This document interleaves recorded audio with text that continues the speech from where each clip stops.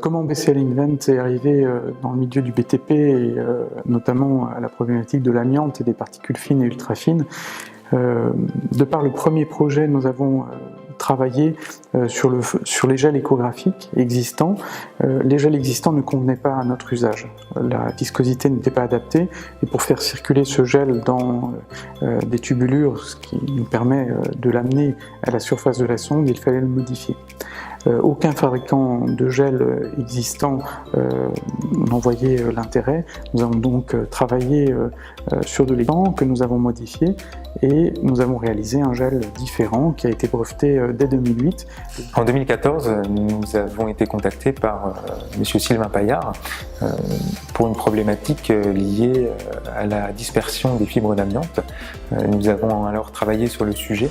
En septembre 2014, j'ai contacté l'entreprise BCL.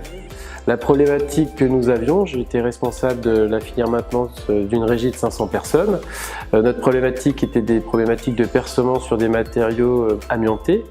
Il fallait donc trouver des solutions pratico-pratiques pour intervenir sur les matériaux. Les premiers tests ont été faits sur de la mousse, avec de la mousse à raser, en utilisant de la mousse à raser. D'autres tests ont été réalisés avec de la colle à papier peint et nous avions trouvé pertinent l'utilisation de gel de type échographique pour intervenir sur les matériaux amiantés. Le premier projet sur lequel on a travaillé, c'était pour le percement. Voilà.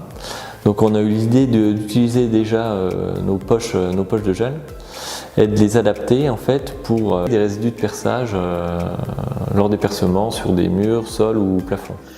Après quelques jours de réflexion, nous avons vite compris que le gel contenu dans nos poches pouvait servir à cet usage sans grande modification.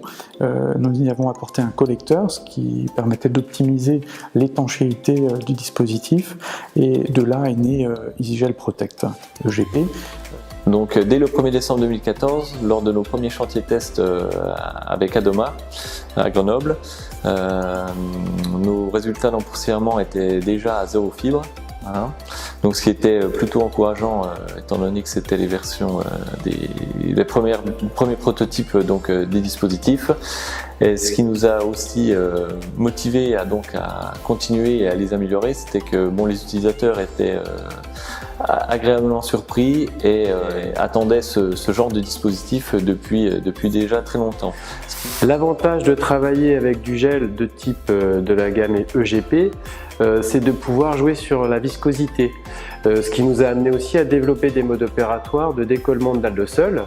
La campagne de chantier test réalisée par la société Adoma avec l'utilisation de nos produits de la gamme EGP a été récompensée du trophée de l'innovation de la CRAMIF, ce qui nous a apporté une reconnaissance de la performance d'EasyGel Protect.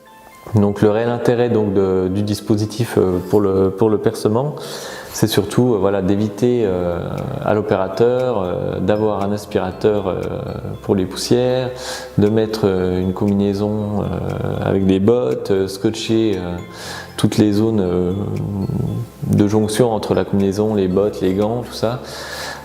Pour lui, c'est une solution de facilité et surtout d'efficacité. Avec la gamme des produits EasyGel Protect, nous avons répondu à plusieurs appels à projets du PRDA, le plan de recherche et développement sur l'amiante.